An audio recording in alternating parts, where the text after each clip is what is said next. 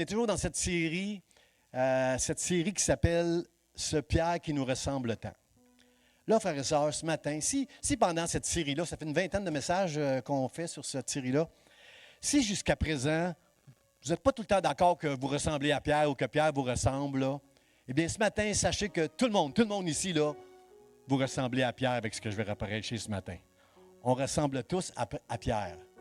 Parce que Pierre, malgré qu'il aimait Dieu, malgré que c'était un enfant de Dieu, malgré qu'il a vécu avec Jésus, il a vu les miracles que Jésus a fait, il a entendu tout ce que Jésus a enseigné, tout ce que je vous ai enseigné, vous l'enseignerez aux autres, tout ce que je vous ai prescrit, vous le direz aux autres.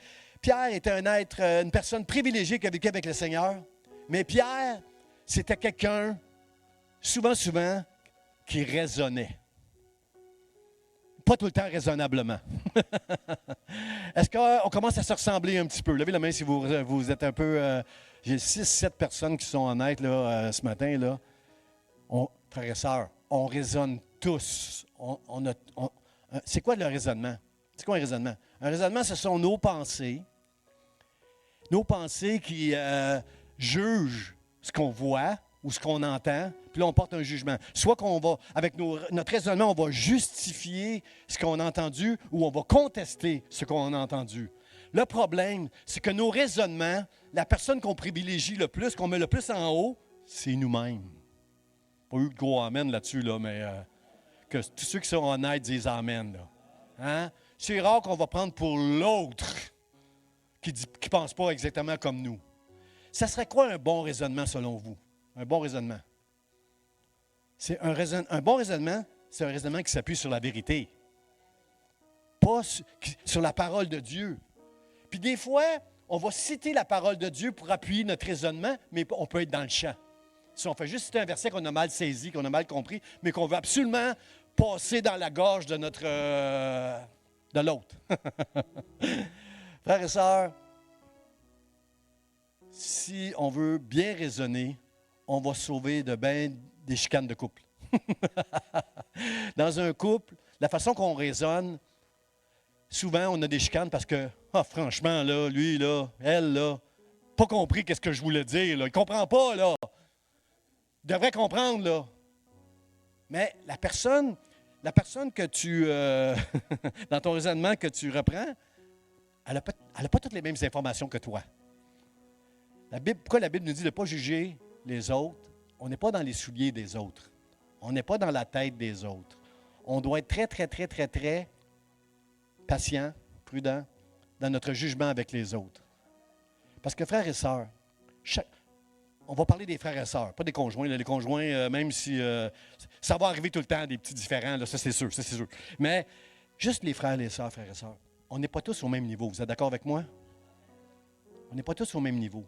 Mais si Jésus, quand je regarde Gabriel, je vois quelqu'un pour qui Jésus est mort pour ses péchés. Je vois que si Gabriel est ici, c'est parce que Dieu lui a donné la foi. C'est par la foi que vous êtes sauvés. C'est une grâce. Ça ne vient pas de vous, c'est Dieu qui vous a fait un don. C'est un don de Dieu. C'est une grâce. Hein? Des fois, on fait des appels. Qui veut donner sa vie à Jésus? Bravo. Des fois, ça peut être le point de départ pour donner ta vie à Jésus. Mais sache que quand tu as la foi, c'est parce que Dieu t'a choisi. Quand tu as la foi. Alors, je sais que Gabriel a la foi et que Jésus est mort pour ses péchés. Si je me mets à juger Gabriel, qui est dans ma tête, avec les informations que j'ai dans mon raisonnement, il devrait être ailleurs, il ne devrait pas être là, il devrait être là, lui. Si je commence à juger comme ça, je suis en train de juger Dieu. Et je suis en train de dire à Jésus qui est mort sur la croix, qui a souffert, qui a subi, qui est allé en enfer avec tous nos péchés. Je suis en train de dire, Seigneur, manquez ton coup avec Gabriel, là. Si vous connaissez Gabriel, vous savez que c'est complètement dans l'erreur si je dis ça. C'est un homme de Dieu extraordinaire. Mais mon point, c'est que jamais on a toute l'information. Jamais tu vas être capable de raisonner suffisamment bien pour te permettre de manquer de prudence et de sagesse pour juger une seule personne qui est ici dans la maison de Dieu. Pour qui Dieu, dans son amour, Dieu, dans son jugement, il serait bien plus dur. Moi, je ne voudrais pas être devant. Je veux fermer mes yeux au jugement à la fin des temps. Moi, si j'ai le droit d'aller me cacher, moi, je vais aller me cacher. Je ne veux pas voir la colère de Dieu qui va venir contre le péché. Et toute la folie qu'il y a dans ce monde. Mais si je peux me tenir devant Dieu, c'est seulement à cause de Jésus ce matin. Parce qu'on est tous des pécheurs. On fait tous ces erreurs-là de ne pas tout le temps bien raisonner, puis de ne pas tout le temps bien obéir à Dieu. Je vous donne une chance d'être honnête, là. On n'est pas si obéissant que ça avec Dieu des fois à cause de notre mauvais raisonnement. Hein? C'est Jacques qui dit, ne vous bornez pas à juste écouter la parole de Dieu. Ne vous bornez pas à venir à l'Église. Je vous parle, vous autres, là, sur Facebook, là, Internet, là, et je parle à l'Église. Ne vous bornez pas juste à écouter quand vous venez ici, mais mettez en pratique ce que vous entendez. Ne vous trompez pas vous-même par des faux raisonnements.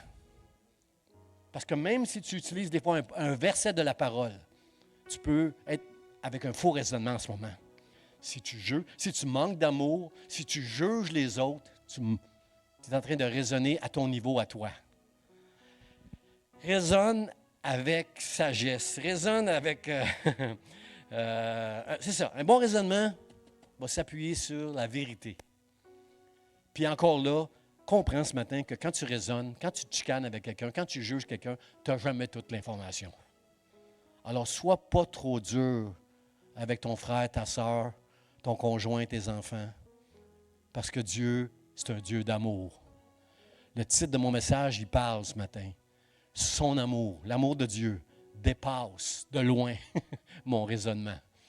Tous les raisonnements qu'on peut avoir, l'amour de Dieu dépasse de loin tous ces raisonnements-là. Si vous dites un grand Amen, je commence à prêcher. Amen, OK, gloire à Dieu. Alors, le texte qu'on va regarder, c'est un gros passage que Dieu m'a amené la semaine passée. Il m'a amené dans ce passage-là, et c'est le chapitre 10 et 11 de Actes des Apôtres. Deux chapitres qui sont là pour nous, concernant cette histoire-là où Pierre est allé chez Corneille apporter l'Évangile de paix, l'Évangile d'amour, de grâce. Et Actes chapitre 10, verset 15, c'est le passage clé de tout le chapitre 10 et 11. Dieu va dire à Pierre, ce que Dieu a déclaré pur, ne le regarde pas comme souillé. Mon frère, ma soeur, avant de juger qui que ce soit, sache que ce que Dieu a déclaré pur, ne le regarde pas comme souillé. Parce que c'est Dieu qui l'a déclaré pur. Amen. Gloire à Dieu. Alors, le contexte de ce passage-là, c'est que, wow, Dieu est grand, frères et sœurs. On l'a chanté ce matin. Dieu est grand, frères et sœurs. Et Dieu, il est bon. Et Dieu, il est miséricordieux. Et Dieu, il est patient. Et Dieu, il est grâce avec chacun de nous, frères et sœurs. Il a été ici avec Pierre, mais il est aussi avec chacun de nous. Dis à Dieu, merci Seigneur d'être patient pour moi. Dis-lui à Dieu souvent, là, tous les jours, dis-lui, tu ne peux pas apprécier la patience de Dieu si tu crois que tu mérites d'être un enfant de Dieu, là, toi, là. Comprends que personne ici ne mérite. La religion nous enseigne à faire des choses pour qu'on mérite des choses de la part de Dieu. Personne ne mérite quoi que ce soit de la part de Dieu. C'est une grâce que Dieu nous a faite de nous choisir, même si on n'a pas d'allure, comme on dit au Québec. Même si tu n'as pas d'allure, si Dieu t'a choisi, qui suis-je, moi, pour te juger? Alors, ce matin, ce que Dieu a déclaré pur, ne le regarde pas comme souillé. Dieu nous parle à tout le monde ce matin. Il nous parle à tout le monde. Et Dieu a travaillé très, très fort pour envoyer Pierre prêcher à un Italien, un non-juif, un Italien qui s'appelle Corneille, qui était centenier, chef d'une cohorte de 100 hommes pour les Romains qui étaient les envahisseurs, là, les maîtres du monde à ce moment-là. Alors, ça a pris beaucoup. Dieu a imaginé, comment je peux dire, pas imaginé, mais il y a tout un plan que Dieu a dû faire pour que Pierre se décide, malgré son raisonnement très arrêté, d'aller vers les non-juifs. Pierre, c'était l'apôtre des Juifs. Ça, Paul le reconnaît, puis il accepte ça. Mais tu ne peux pas être juste l'apôtre des Juifs. Tu ne peux pas être juste l'apôtre des Grecs. Tu ne peux pas être juste l'apôtre des Italiens. Tu dois être l'apôtre. Tu dois être un homme, une femme qui aime toutes les nations, qui veut prêcher l'Évangile à tout le monde. Tu ne peux pas te réduire juste. Et à cette époque-là, c'était pas facile pour les non-juifs. C'est-à-dire, non, c'était pas facile pour un juif qui était élevé dans la loi sous l'alliance de l'Abraham. C'était pas facile pour un juif d'aller prêcher à un non-juif. C'était un impur s'il va dans la maison d'un non-juif. Alors, c'était pas facile tout ça. Alors, regardez toute la scène que Dieu a dû faire pour en pousser Pierre à aller là-bas. Il y a beaucoup de détails dans le chapitre 10 et 11 de Actes 10 et 11. Parce que, vous savez, Jésus avait dit à ses disciples, Pierre l'a très bien entendu ça avant que Jésus retourne vers le Père, il a dit, vous serez, attendez avant d'évangéliser. Vous m'avez vu ressusciter, c'est super, ça vous donne beaucoup de pep et de courage. Mais attendez, vous recevrez le Saint-Esprit, une puissance, le Saint-Esprit, et vous allez être mes témoins à Jérusalem. Tous les Juifs qui sont ici, là, vous allez être mes témoins. Mais vous allez être aussi mes témoins à Samarie. Les Samaritains, les Samaritains, ils n'ont même pas toute la Bible. Eux autres, ils ont juste une partie de l'Ancien Testament. Eux autres, puis ils vont adorer ailleurs sur une autre montagne. Tu veux vraiment qu'on... Oui, vous allez témoigner avec la puissance du Saint-Esprit aux Juifs ici à Jérusalem, puis vous allez aller à Samarie. Puis plus que ça, vous allez aller dans toute la Judée et jusqu'aux extrémités de la terre. Et Corneille, un Italien qui est envahisseur à ce moment-là chez les Juifs, Dieu va lui demander d'aller parler parler de Jésus à Corneille. Alors, comprenez Corneille, ce que Dieu a dû faire premièrement, c'est de préparer Corneille pour envoyer quelqu'un chercher Pierre pour venir lui parler de Jésus. Ce que Dieu va faire, c'est que Corneille, à un moment donné, il va avoir une vision. Corneille, qui est premièrement, c'est qui Corneille? C'est un centenier. Il y a 100 hommes qui obéissent à ses ordres. C'est quelqu'un qui est très estimé. La Bible dit que Corneille faisait beaucoup d'aumônes parmi les peuples. Il bénissait les pauvres. Beaucoup. Lui, là, à Césarée, là où il était, il bénissait les pauvres. Il faisait beaucoup de dons. Puis, c'était un homme, la Bible nous dit que c'est un homme qui craignait Dieu. C'est un homme qui craignait Dieu. La crainte de Dieu, c'est quoi? C'est quelqu'un qui a la sagesse d'haïr faire les choses qui sont mal. Il y a des gens qui ne sont pas des chrétiens, mais qui n'aiment pas faire des choses qui sont mal. Vous êtes d'accord avec moi? Hein? Puis il y a des chrétiens qui aiment Dieu, puis des fois qui font des choses qui sont mal. Bon, mais la crainte de Dieu, c'est de ne pas vouloir faire, on veut faire ce qui est juste, et pas faire les choses qui sont mal. Et dans cette génération, on est tellement influencé par tout ce qui est mal autour de nous qu'on peut être influencé des fois. Mais lui, Corneille, c'était un homme qui craignait Dieu. La Bible nous dit qu'il priait continuellement. Wow! Corneille, c'est quelqu'un qui a connu Dieu au travers des Juifs. Un prosélyte, là, je ne sais pas comment. Il a connu Dieu au travers des Juifs. Il n'était pas sous la loi, il n'était pas circoncis, mais il avait une crainte de Dieu. Il priait Dieu. Puis, la Bible nous dit que c'était un homme pieux. Il priait. Combien de notre génération ont besoin, frères et sœurs, de prier dans notre génération? Parce que frères et sœurs, prier, c'est connecter avec Dieu. Trop souvent dans nos églises, on vient faire des prières. On adresse à Dieu des prières. Mais nous sommes appelés à connecter avec Dieu. Il faut que le ciel et la terre se touchent quand on parle avec Dieu. On parle à Dieu et Dieu nous parle. C'est ça, vraiment prier, c'est de connecter avec Dieu. Et lui, c'est quelqu'un qui priait, la Bible nous dit, là, M. Corneille.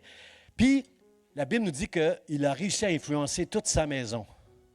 Mon frère, ma soeur, des fois, quand tu pries, tu peux avoir l'impression que tu n'as pas beaucoup d'influence sur les gens de ta maison. Mais continue à prier. Continue, lâche pas de prier. La prière, je parlais avec une sœur ce matin, la prière ne se manifeste pas tout le temps au moment où on prie. Dieu ne va pas tout le temps nous exaucer le moment qu'on va prier. Mais en son temps, lui, il a entendu toutes nos prières. Nos prières ne sont jamais vaines. Ne te décourage jamais de prier Dieu. Ce n'est pas parce que Dieu ne fait pas la chose que tu lui demandes qu'il n'a pas entendu ta prière et qu'il n'est pas à l'œuvre. Parce que la Bible nous dit que Corneille priait tout le temps, qu'il était estimé. Et toute sa maison, les soldats qui étaient avec lui, sa famille, ses amis, tous les gens qui connaissaient Corneille, qui étaient dans sa maison, étaient influencés par cet homme qui craignait Dieu, qui avait de la piété et qui priait Dieu.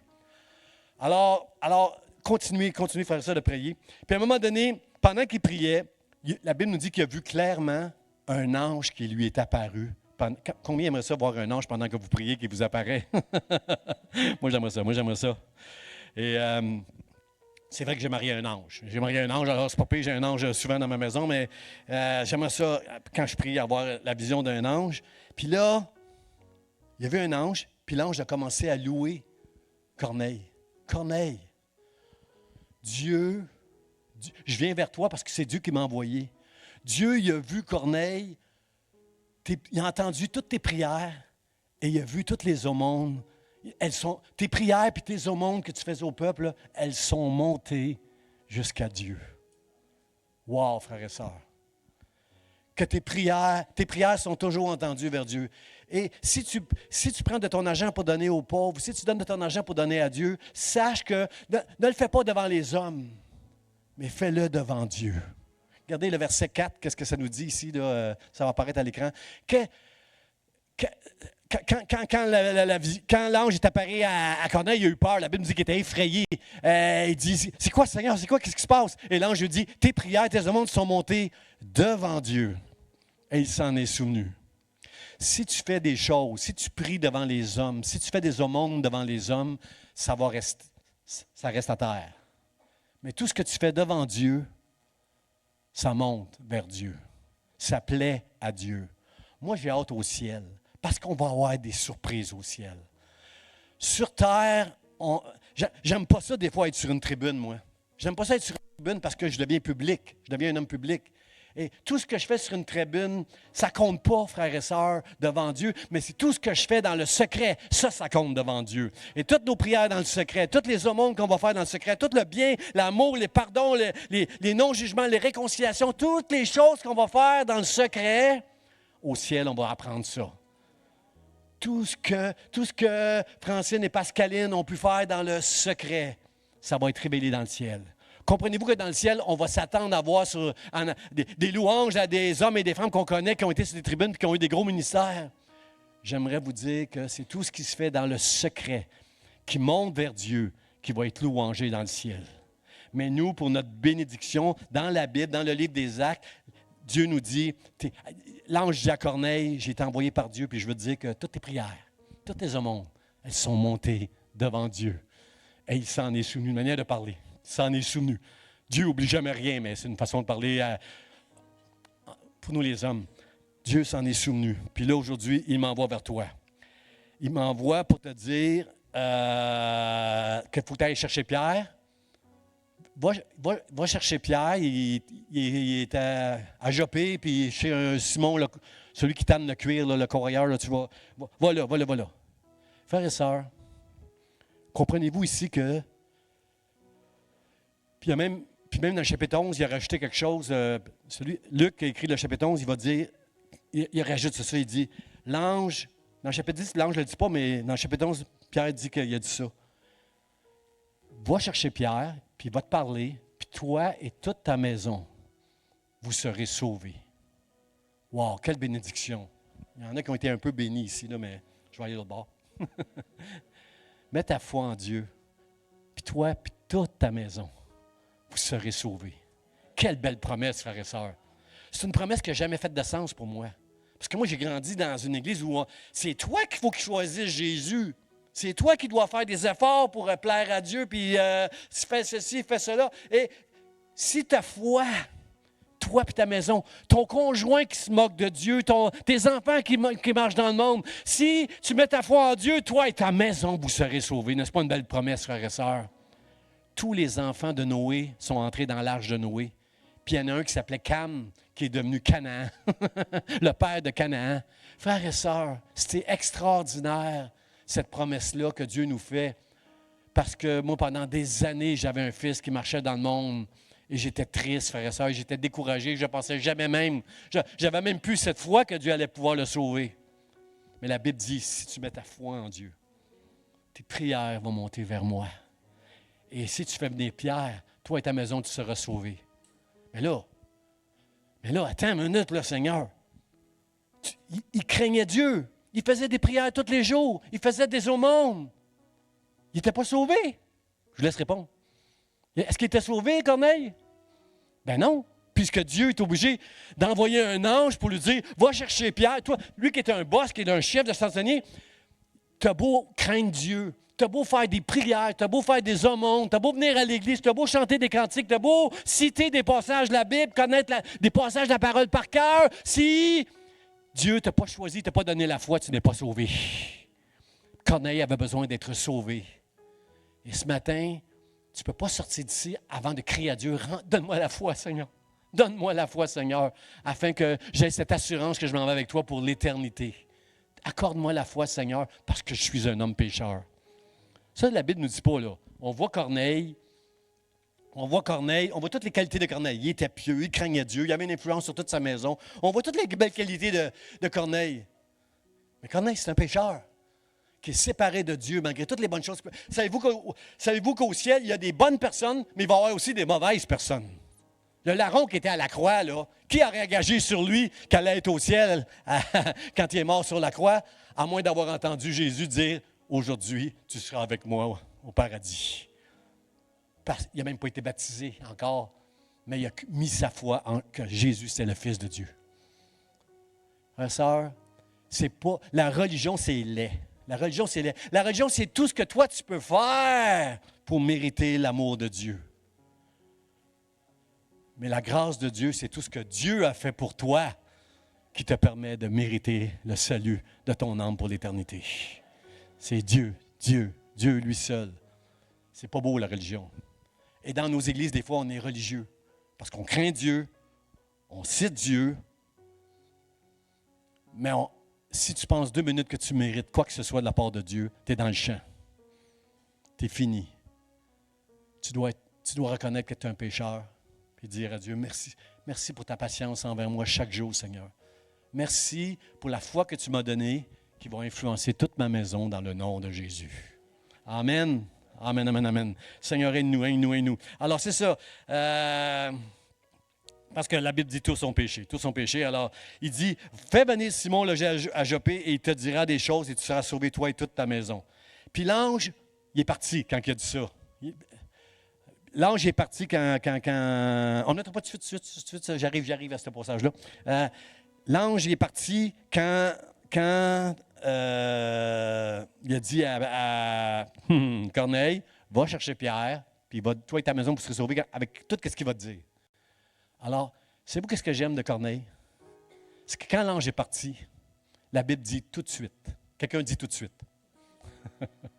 Tout de suite, il a envoyé 2 de ses serviteurs, puis un de ses soldats que la Bible dit qui était pieux. Tout de suite, il les a envoyés pour aller chercher Pierre à Joppé, chez Simon le courroyeur. Va dans ce ville-là, informe-toi s'il est où Simon le courroyeur, celui qui tanne le cuir, qui vend des languettes de cuir. Là. Va chez lui et demande à Pierre de te suivre. Et là, toute cette mise en scène-là, pour aller chercher Pierre.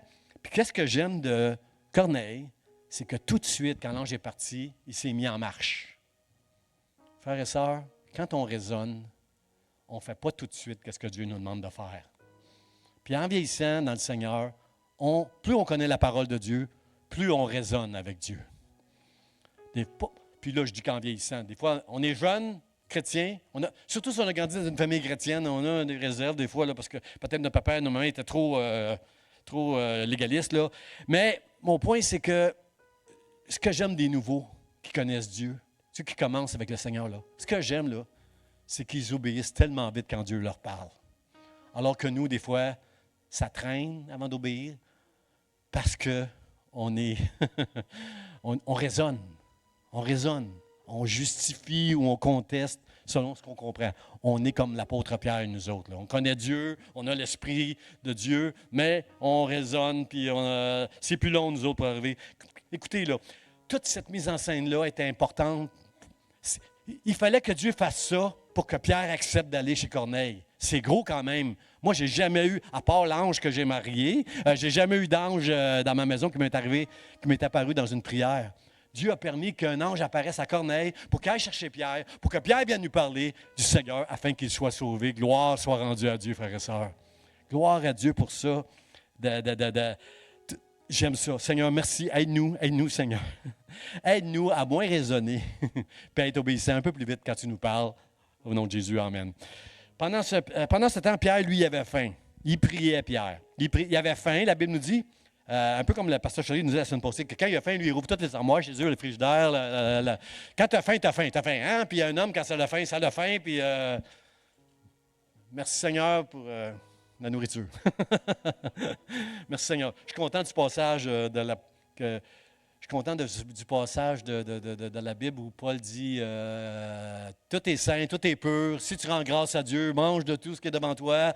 Et si quelqu'un ne mange pas de ce que toi tu vas manger, ben prive-toi juste pour ne pas l'offenser. Là, mais sinon, là, moi tout seul, dimanche soir, dans ma maison, je mange, là, je me paye la traite, là, j'aime ça manger. Je dis, merci Seigneur, je te rends grâce pour ces bonnes frites que je vais manger. Merci Seigneur pour toute la nourriture que je vais manger. Et, et c'est ça. Là, Pierre, il avait faim, il s'en va prier, puis il tombe en extase, la Bible dit. En extase, c'est.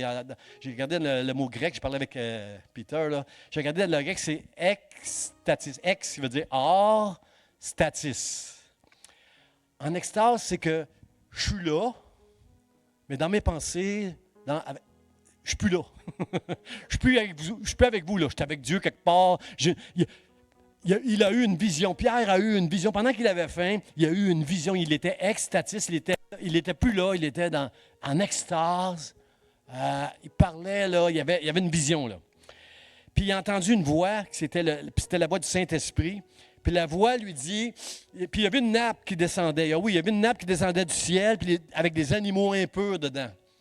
Puis la vision disait, on va le mettre le passage.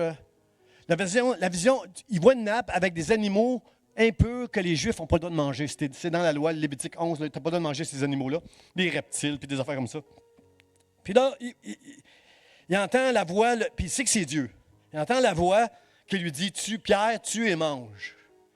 Et la réponse que Pierre va faire, c'est, mais Pierre dit, il sait que c'est Dieu qui lui parle, c'est l'Esprit de Dieu. Il sait que c'est Dieu qui lui parle. Puis là, Luc, il dit, mais. Frères et sœurs, souvent, il y a des mais dans notre vie. Quand je dis souvent, c'est trop. Il y a trop souvent de mais dans notre vie. Pierre dit, non, Seigneur. Est-ce que ça va ensemble, ça, frères et sœurs? Non, Seigneur. Ça ne va pas ensemble, ça. Si Dieu te parle, si Dieu te dit, bénis ta femme ce soir, amène-la au restaurant, toutes les femmes disent Amen. Dieu a parlé, Dieu a parlé, Dieu a parlé. Lui, il dit non, Seigneur. Tu ne peux pas dire non au Seigneur. Si tu dis non, Seigneur, c'est parce que tu es en train de raisonner. Si tu dis non, Seigneur, tu vas trouver des arguments pour dire à Dieu, je ne le ferai pas ce que tu me demandes. Puis ça, on est bon là-dedans. On est capable même de trouver des arguments religieux, des fois, pour dire non, non, non. Parce que ici, c'est un argument religieux que Pierre va dire. Pierre va dire, j'ai jamais rien mangé de souillé ni d'impur. Et puis là, la Bible, le texte nous dit, pour la seconde fois, encore une fois, Dieu va lui dire, il va se faire entendre, il va dire, ce que Dieu a déclaré pur, ne le regarde pas comme souillé. Puis vous savez quoi, si vous lisez le chapitre 10 aujourd'hui, là, ce soir là, ou demain, là, bien, ça a pris 3 fois. Pas une fois où il entend la voix du Seigneur, pas 2 fois, mais la 3e fois seulement, Pierre y a cassé. Bien, c'est-à-dire, pas tout à fait encore, mais la vision a arrêté là. Puis, il ne comprenait pas trop ce qui se passait devant lui. Il a entendu l'Esprit, puis là, il raisonnait à l'intérieur. Il dit, mais non, je peux pas. Combien sont d'accord avec moi que quand on parle avec le Seigneur, à la fin, c'est qui doit gagner? C'est le Seigneur. Poser la question, personne ne va dire, moi. Quand Dieu te parle, c'est le Seigneur qui doit gagner. C'est pas toi. Malgré toute ta sagesse, malgré tout ton raisonnement, même si ton raisonnement il est bon, à la fin, combien veulent dire avec moi devant Dieu, devant les hommes, devant Facebook, c'est Dieu qui doit gagner. Amen. Amen, Dieu, c'est toi qui dois gagner quand je vais entendre ta voix. Je me prêche à moi aussi, là. Seigneur, aide-nous à... le Seigneur a dit à Pierre, ce que j'ai déclaré pur, ne le regarde pas comme impur. Ce que j'ai sanctifié. Vous savez, frères et sœurs, quand Jésus est mort pour nos péchés, il nous a sanctifiés. Hein? On est saints devant Dieu. On est sanctifiés devant Dieu. Dans la vie de tous les jours, on est des pécheurs. On a des mauvais raisonnements, on a des mauvaises paroles des fois envers les autres, mauvais jugements. Mais en réalité, Dieu pourquoi que je peux me présenter devant Dieu? Approchez-vous de lui et il s'approchera de vous. La seule raison pour laquelle je peux m'approcher de Dieu, c'est parce que Jésus-Christ m'a sanctifié. C'est la raison pour laquelle je peux m'approcher du Dieu qui est 3 fois saint. Mais plus que tu comprends que tu peux t'approcher de Dieu, plus que tu comprends en t'approchant de Dieu que tu es un pécheur. Vous êtes d'accord avec moi? Et que ça devient difficile de s'approcher d'un Dieu saint, tout-puissant, quand tu es un pécheur. Mais plus que tu réalises, plus que tu t'approches de Dieu et que tu t'aperçois que tu es pécheur, et plus que tu réalises la grâce de Dieu, la grâce que Dieu t'a faite quand Jésus est mort à la croix pour toi. C'est ça qui nous permet, frères et sœurs, de ne jamais nous appuyer sur nos mérites. Parce que souvent, nous, les chrétiens, on essaie de faire vraiment des choses, des exploits des fois pour Dieu. On essaie tellement de faire des choses pour plaire à Dieu. Si tu plais à Dieu ce matin, c'est seulement à cause de ta foi. Mais ta foi doit t'amener à faire des choses pour Dieu. Si tu me dis que tu as la foi et tu ne fais rien pour Dieu, bien, je vais dire comme Jacques, montre-moi ta foi, là. Moi, je vais te montrer mes œuvres. Paul dit, ce n'est pas une licence pour pécher, la grâce. Tu n'as rien à faire pour mériter la grâce de Dieu. Mais quand tu as reçu la grâce de Dieu, ce n'est pas une licence pour pécher. Fais tous les efforts pour marcher et avec la crainte de Dieu pour ne pas faire ce qui est mal. Et quand tu fais ce qui est mal, dis pardon, Seigneur. Approche-toi de Dieu en reconnaissant que si tu t'approches de lui, ce n'est jamais sur tes mérites à toi. Arrête de regarder tes péchés passés, mais approche-toi de Dieu et appuie-toi sur sa grâce et non jamais sur tes mérites à toi, parce que jamais tes mérites vont te permettre de t'approcher de Dieu. C'est clair pour vous autres, ça? OK. Alors, c'est ça qui arrive ici, là. Pierre,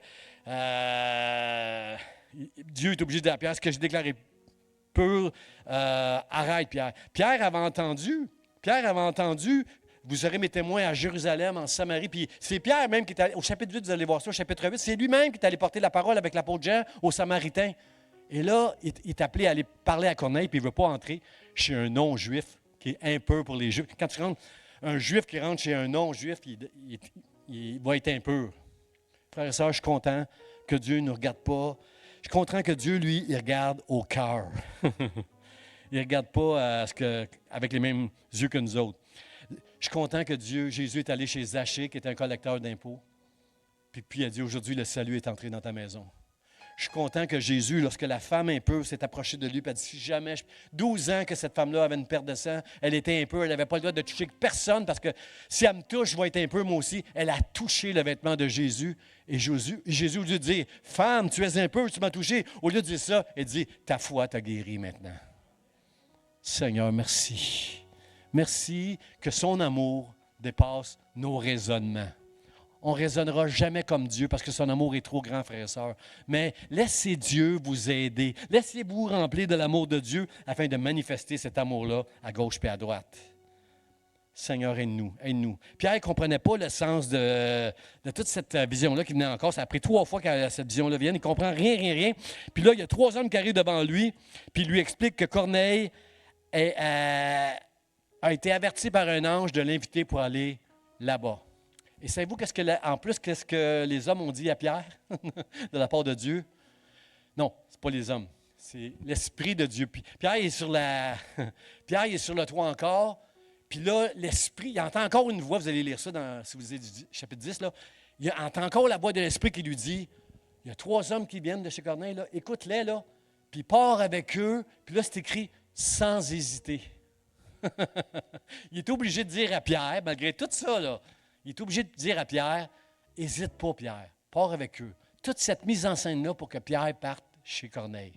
Frères et sœurs, je trouve que Dieu a travaillé pas mal fort pour convaincre Pierre, un homme de Dieu qui a vécu avec Jésus pendant 3 ans, qui a été rempli du Saint-Esprit le jour de la Pentecôte. Je trouve que Dieu est obligé de travailler pas mal fort pour cet homme-là. Alors, s'il est obligé de travailler tellement fort pour cet homme de Dieu, Pierre, l'apôtre, un disciple de Jésus-Christ, combien des fois il est obligé de travailler fort avec nous autres?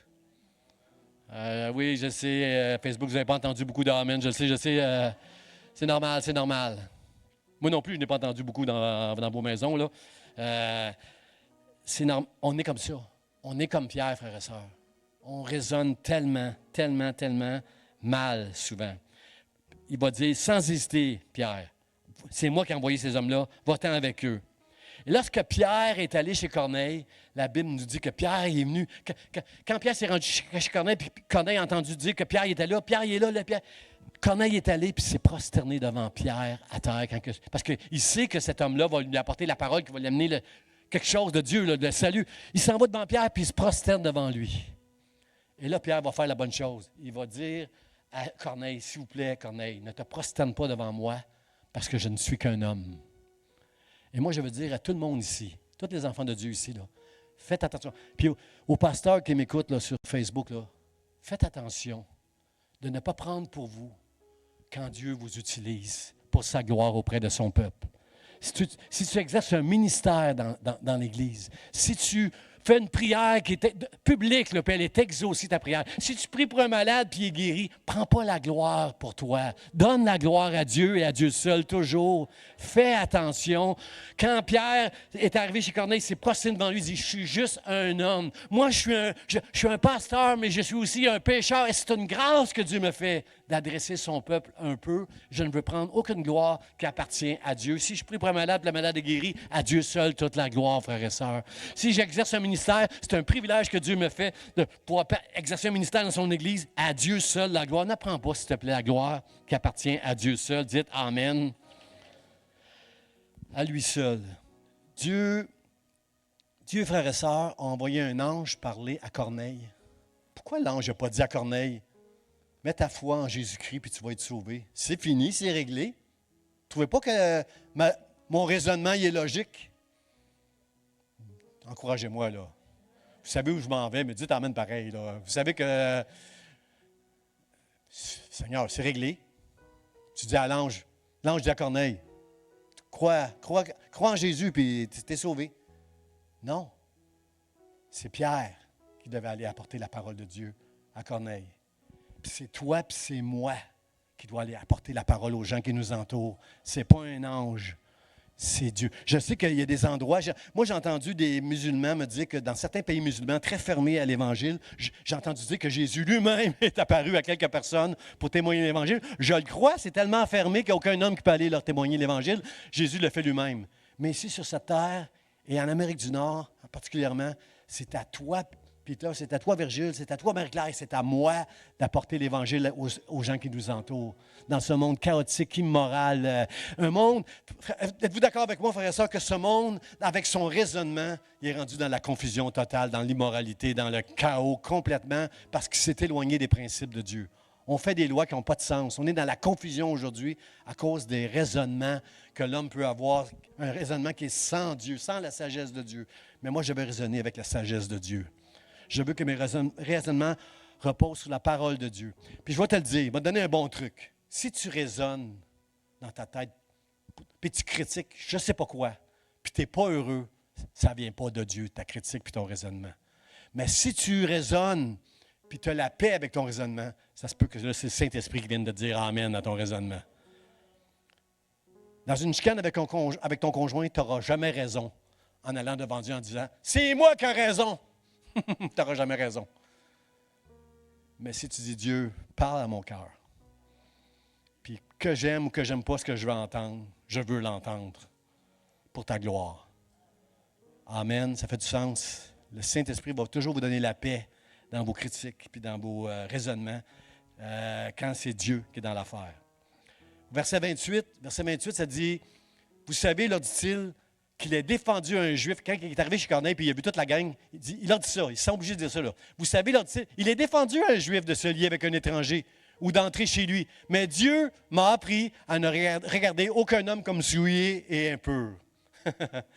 Il a compris en arrivant dans la maison de Corneille que la vision, c'était eux autres. C'était les non-juifs qui étaient là, tous les Italiens et les amis de Corneille. Là. Mais là, ils sont obligés de leur dire, vous savez, hein, c'est défendu un juif de... C'est un peu drôle, hein? C'est un peu drôle. Ils se sentent obligés de se défendre devant des gens qui ne connaissent pas toutes les règles des Juifs. Là. Ils se sentent obligés de leur dire, écoutez, c'est défendu, là, je suis ici, là, mais j'ai compris, par exemple, j'ai compris que Dieu m'a appris. Ils viennent juste de l'apprendre. Ils n'avaient pas appris ça encore, que Dieu est venu pour toutes les nations, puis il n'y a pas... Ceux que Dieu a choisis, il les a purifiés. même s'ils te touchent, Pierre. Ils ne pourront pas te rendre un peu, même s'ils te touchent. Alors, Dieu m'a appris à ne regarder aucun homme comme celui un peu. Mon frère, ma soeur, est-ce que tu es d'accord avec moi que toute une vie, c'est pas assez pour apprendre la vie? C'est pas assez toute une vie pour apprendre à connaître Dieu, apprendre la sagesse de Dieu, la crainte de Dieu, à aimer, à pardonner. C'est pas assez toute une vie. Il dit, Dieu m'a appris. Pierre, il était rempli du Saint-Esprit. Pierre, il a connu Jésus. Pierre, c'était un prédicateur avec le Saint-Esprit. Puis il dit, Dieu m'a appris à ne regarder aucun homme comme celui un peu. Mon frère, ma soeur, si Pierre, où il était rendu dans sa vie chrétienne et spirituelle, est obligé de dire ça, et qu'il a reçu une révélation pour comprendre ça, mon frère, ma soeur, tous les jours, jusqu'à la fin de nos jours, on doit apprendre de la part de Dieu. Vous êtes d'accord avec ça? Regardez ce que Paul enseigne aux Philippiens. Il dit, ce que vous avez appris, reçu et entendu de moi, et ce que vous avez vu en moi, mettez-le en pratique. Vous êtes d'accord avec ça, frères et sœurs? Comme Jacques l'a dit tantôt, là, ne vous bornez pas juste à écouter et à vous tromper avec des faux raisonnements. Mettez en pratique la parole de Dieu que vous avez entendue. Frères et sœurs, quand la Bible dit « aimons-nous les uns les autres », ça veut dire quoi ça, aimer les uns les autres? C'est de se servir les uns les autres, de prendre soin les uns les autres, de ne pas se juger les uns les autres. C'est ça que ça veut dire, aimer les uns les autres. Puis tu as le droit des fois de dire à un frère et une sœur « je t'aime ». Comme c'est difficile des fois de dire ça, je t'aime, hein? Même à nos proches, des fois. Moi, j'ai de la difficulté, des fois, à dire à mes personnes proches, là. Je l'ai dit au service ici, là, mon beau-frère que j'aime beaucoup, avec qui je jouais au golf, que je voyais toutes les semaines, les derniers temps que j'allais le voir chez lui à l'hôpital, je lui disais « je t'aime, Patrick ». Pourquoi? Parce que tout le temps que j'ai joué au golf avec lui, toutes ces années que j'ai connu Patrick, je n'ai jamais dit à Patrick « je t'aime ». Moi, ma mère, quand j'étais jeune, mon père et ma mère ne m'ont jamais dit « je t'aime ». Je le sais qu'ils m'aimaient, ils pourvoyaient tous mes besoins, mais mon frère, ma soeur, quand la Bible dit « aime », là, aimer, ça veut dire servir, ça veut dire pardonner, mais ça veut dire aussi, dis-le aux gens.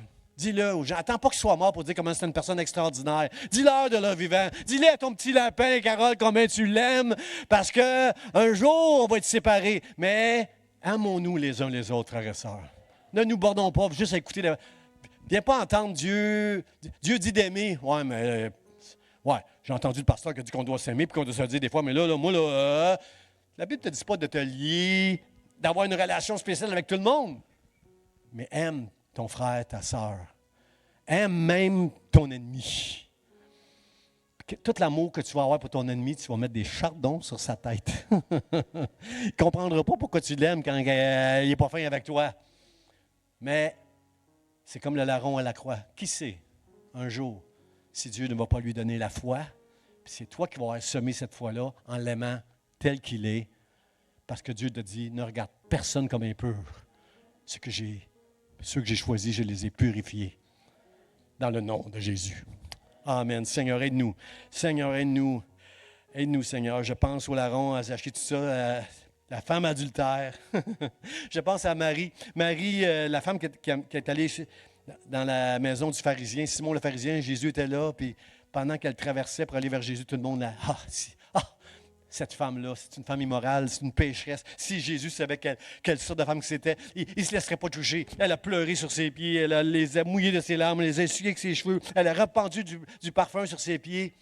Et Jésus a dit que ce que cette femme-là a fait pour moi, on va le prêcher jusqu'à la fin des temps, parce que cette femme-là, elle a beaucoup aimé. Elle avait la foi que Jésus était le Fils de Dieu, et ça l'a enlevé toute son impureté. Et parce que Dieu l'a choisi à partir de ce moment-là, à cause de sa foi. Dieu, aide-nous à ne pas trop raisonner, parce qu'on raisonne mal. Seigneur, alors, ce que Pierre a fait, c'est qu'il a parlé de Jésus, il a parlé de la mort et de la résurrection de Jésus à tous les gens. Puis il n'avait pas fini de prêcher dans la maison de Corneille, que la Bible nous dit que le Saint-Esprit est descendu, comme au jour de la Pentecôte. Le Saint-Esprit est descendu sur tous les gens dans la maison. Il n'a pas fini de prêcher. Là, lui, Jésus, c'est lui le Fils de Dieu, c'est lui le Christ, et il est mort et il est ressuscité.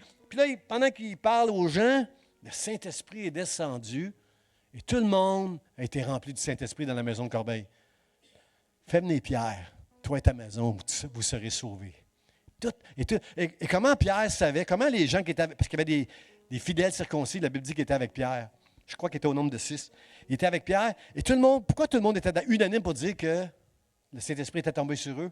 Parce que comme au jour de la Pentecôte, toute la gang se sont mis à parler en langue, puis ils louaient, puis ils adoraient Dieu tout ensemble. Est-ce que vous êtes d'accord avec moi que Dieu mérite toute la louange et la gloire, frères et sœurs? Il mérite d'être alloué, il mérite d'être adoré, il mérite d'être glorifié. Et là, toute la gang louait puis adorait Dieu. Alors Pierre est obligé de...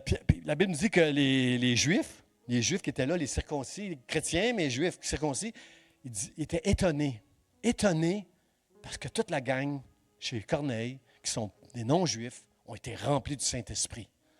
Alors, c'est quoi la conclusion de Pierre? La conclusion de Pierre, c'est que devant les circoncis, c'était, écoutez, s'ils ont reçu le Saint-Esprit, on peut-tu leur refuser les eaux du baptême maintenant? Alors, regardez ce que le mot de la fin, regardez ce que ça dit. Alors, Pierre dit, peut-on refuser l'eau du baptême à ceux qui ont reçu le Saint-Esprit aussi bien que nous? Et il ordonna qu'ils fussent baptisés au nom du Seigneur. Pourquoi Pierre est obligé? Pourquoi Luc nous dit que Pierre ordonna? Pourquoi pasteur Jean il souligne le mot ordonna? Parce qu'il y aurait eu des gens qui se seraient mis à raisonner. Mais non, on ne peut pas leur donner, voyons, pas trop vite les eaux du baptême, Pierre. Wow! Qu'ils fassent leur preuve, qu'ils fassent ceci, qu'ils fassent cela. Ça, c'est la religion, que tu es obligé de faire ceci et faire cela. Si Dieu t'a donné la foi, puis que tu as l'Esprit, en plus, ils avaient reçu le Saint-Esprit, alors, baptise. Pierre, en disant, en ordonnant qu'il soit baptisé dans l'eau, maintenant, il faisait partie de l'Église. Maintenant, il pouvait se présenter à l'Église à Jérusalem, puis il était égal avec tous les autres croyants. Circoncis, pas circoncis, obéissant à la loi ou pas, ils font maintenant. Mais le problème, c'est que pour nous autres, ça fait pas. Pour nous, c'est bien normal. 2000 ans après, c'est bien normal tout ça. Là. Mais pour Pierre, il est obligé d'ordonner qu'il soit baptisé parce qu'il y a des gens qui auraient dit non, on ne les baptise pas. J'invite les musiciens à s'avancer. Dans le chapitre 11, frères et sœurs, quand Pierre va arriver à l'église de Jérusalem avec les 6 qui ont été témoins de tout ça, puis il va raconter tout ce qui s'est passé. Savez-vous quoi? Les chrétiens, remplis du Saint-Esprit le jour de la Pentecôte, qui savent que Pierre est allé faire l'évangélisation quelque part. Lorsqu'il revient, il commence à faire la Bible dit, ils font des reproches à Pierre. Tu es allé manger, tu as entré dans la maison, tu as touché à des gens incirconcis. Dans leur tête, c'était impur là, en faisant une chose comme ça devant Dieu. Là. Comprenez-vous que ce que Dieu a déclaré pur, ne le regarde pas comme impur. Comprends-tu que ton frère, ta sœur, tu dois avoir un haut respect pour tout homme, toute femme qui a reçu la foi, malgré que tu considères que sa vie n'est pas... Si tu sais que ton frère, ta sœur fait quelque chose de mal, va le voir. La Bible dit, va voir ton frère, exhorte, parle à ton frère, parle à ta sœur, exhorte-le avec amour si tu es proche de cette personne-là. Pas si tu es loin. Si tu ne la connais pas, va pas la voir. Mais un proche de toi fait quelque chose de mal, va lui dire qu'il fait mal. Mais ne juge pas ton frère et ta sœur. Parce que Jésus est mort pour ton frère et ta sœur s'il lui a donné la foi. Si tu es ici ce matin et tu as la foi, c'est parce que Dieu t'a choisi. Wow, dis wow. Dieu t'a choisi, t'a fait grâce. Tu ne le mérites pas, mais Dieu t'a choisi. Il t'a donné la paix. Il s'est mis entre Dieu, qui va juger tous les péchés à la fin du monde, et toi, pour que tu sois pardonné, sanctifié, avec ce privilège d'être un enfant de Dieu. Tu peux aller tous les jours vers ton Père avec la paix et le repos que Dieu nous donne en Jésus-Christ. Wow! Seigneur, merci pour ça, merci pour ça. Alors, ce matin, mon frère, ma soeur, ce que je veux dire en conclusion, c'est que l'amour de Dieu, son amour, dépasse tout le raisonnement que tu peux avoir. Je ne sais pas comment tu peux raisonner des fois pour juger les personnes. Je ne sais pas comment tu peux raisonner dans ta propre maison avec ton conjoint, avec tes enfants, avec tes amis, avec tes voisins. Je ne sais pas. Mais comprends ce matin que l'amour de Dieu dépasse le raisonnement de Pierre, puis dépasse ton raisonnement à toi, puis à moi. Est-ce que tu peux dire, Seigneur, merci ce matin pour ton amour. Aide-moi à comprendre un peu plus ton amour afin que je puisse répandre cet amour-là autour de moi dans le nom de Jésus. Amen. Je vous invite à vous lever. On va juste y aller avec un chant avant d'aller à la Sainte Seine. On va juste aller avec un chant. Seigneur, bénis.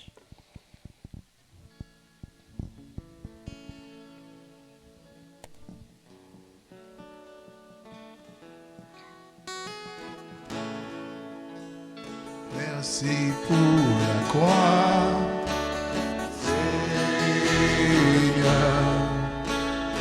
Merci pour le prix payé. Sur mon pardon mes péchés, tu es venu m'étonner par ta grâce. Merci pour l'amour, Seigneur. Merci pour tes merci. Tu m'as lavé dans ton fleuve et j'ai compris ton pardon et ton amour. Digne est l'agneau assis sur le trône, couronné de victoire. Tu es victorieux.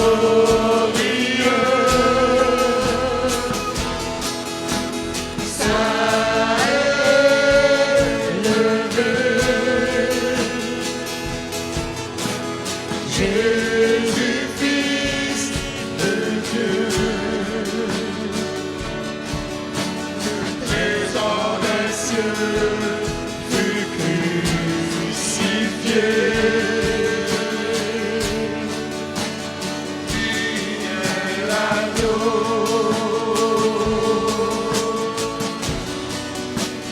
Digne est l'agneau.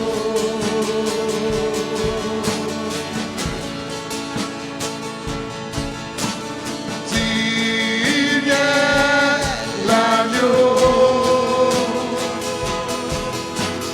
assis sur le trône,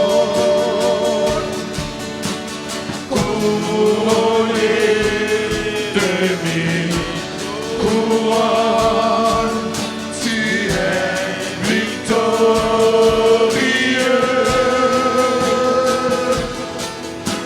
Saint élevé, Jésus, Fils de Dieu,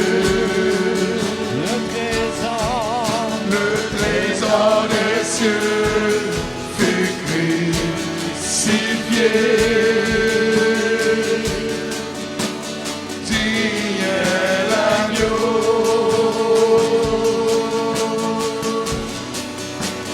Digne est l'agneau.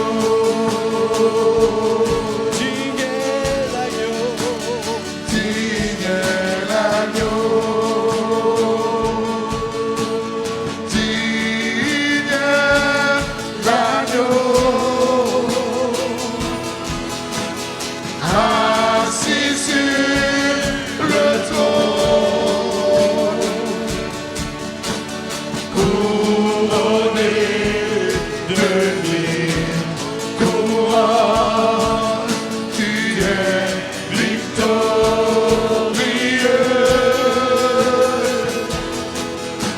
Saint élevé, Jésus, Fils de Dieu, Jésus, Fils de Dieu, le trésor des cieux fut crucifié. Digne est l'agneau. Digne est l'agneau. Digne est l'agneau. Digne est l'agneau. Digne est l'agneau. Amen, amen, amen. J'invite mon frère Jocelyn, notre sœur Nicole, à venir distribuer les éléments de la Sainte Seine.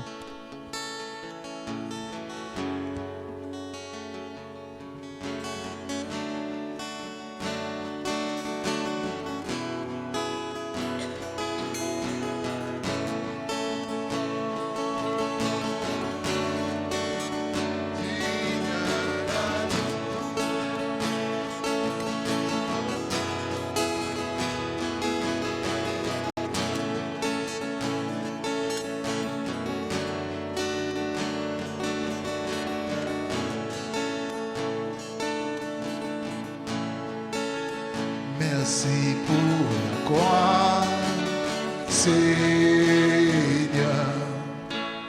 Merci pour le prix payé. Supportant tous mes péchés, tu es venu me donner par ta grâce. Merci pour l'amour, Seigneur. Merci pour tes mains versées. Tu m'as lavé dans ton fleuve et j'ai compris ton pardon et ton amour. Digne l'agneau, assis sur le trône, couronné de mille couronnes, tu es victorieux. Saint-Levé,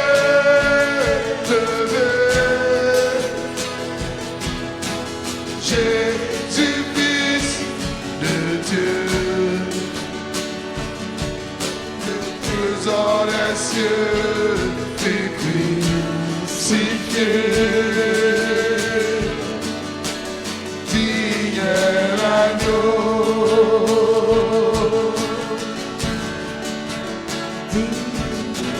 digne l'agneau, assis sur le trône, le trésor des cieux,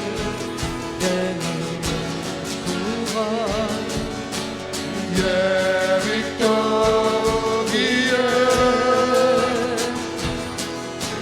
Saint-Levé,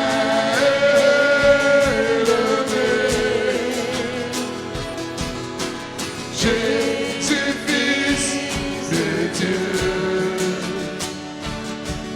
le trésor des cieux fut crucifié. Digne l'agneau, digne l'agneau,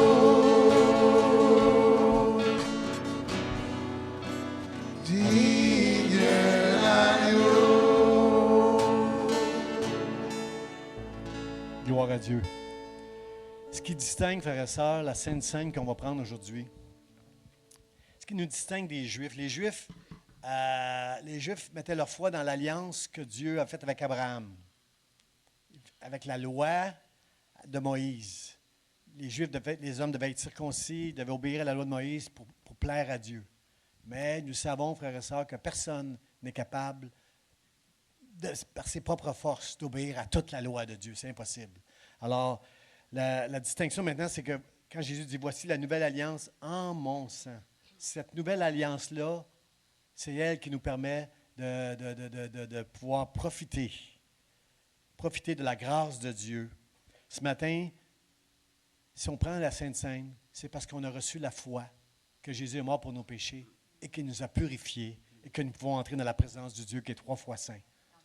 Pas par nos mérites, pas parce qu'on est des bons chrétiens, mais parce que Dieu a fait de nous des bons chrétiens au travers de l'œuvre de Jésus-Christ à la croix. C'est la seule raison pour laquelle on peut l'apprendre. Maintenant, à cause que Jésus est mort pour mes péchés, moi, je vais donner le meilleur de ma vie à Jésus maintenant, dans le nom de Jésus. Alors que nous allons prendre le pain, je vais demander à Jocelyn de prier pour le pain qu'on va prendre.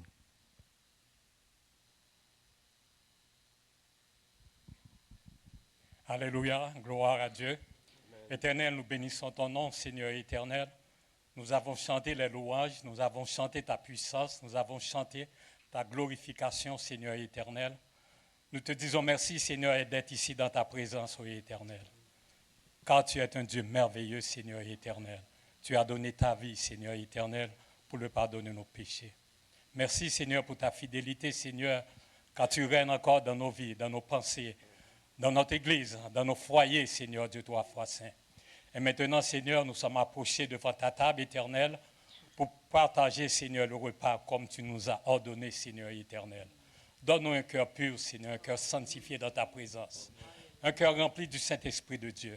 Et surtout, pardonne tous nos péchés, toutes nos iniquités, Père. Merci, Seigneur, pour ta gloire, pour le pain, Seigneur, que nous allons prendre. Et que ton Saint-Nom soit glorifié, Père, dans le nom de Jésus-Christ, notre divin Sauveur. Amen. Après avoir rompu le pain, Jésus a dit à ses disciples, ceci est mon corps qui est rompu pour vous, faites ceci en mémoire de moi. Prenons le pain ensemble.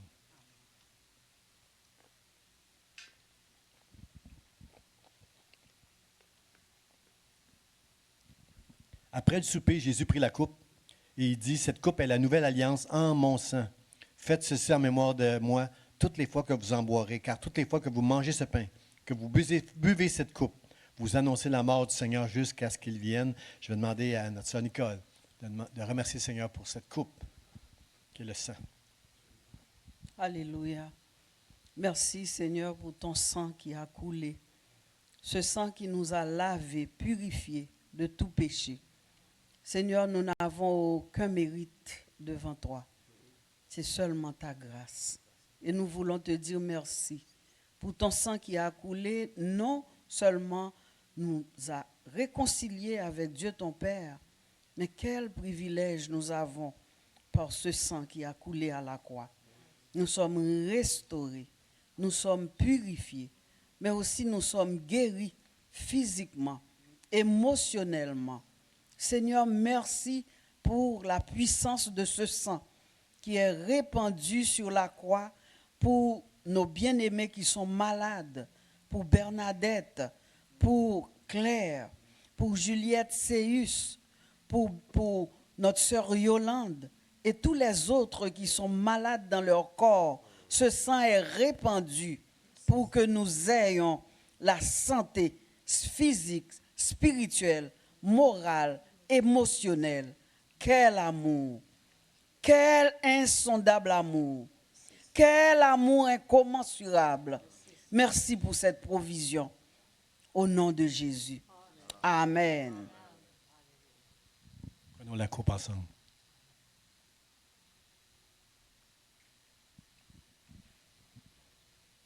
Seigneur, c'est avec reconnaissance que je prends ce pain, ce jus de raisin, Seigneur, qui représente ton corps, ton sang qui a été donné, Seigneur.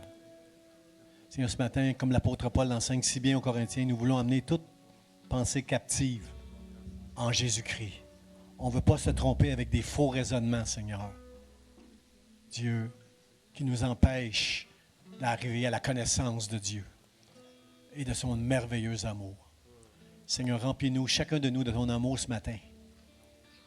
Toi qui nous as sanctifiés, purifiés, je te rends grâce pour ta présence au milieu de nous et ton amour éternel. Au nom de Jésus, Amen, Amen.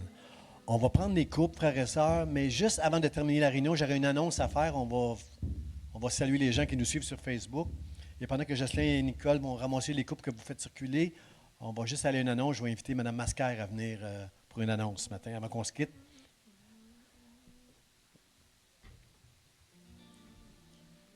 Mme Mascaire pour Peter.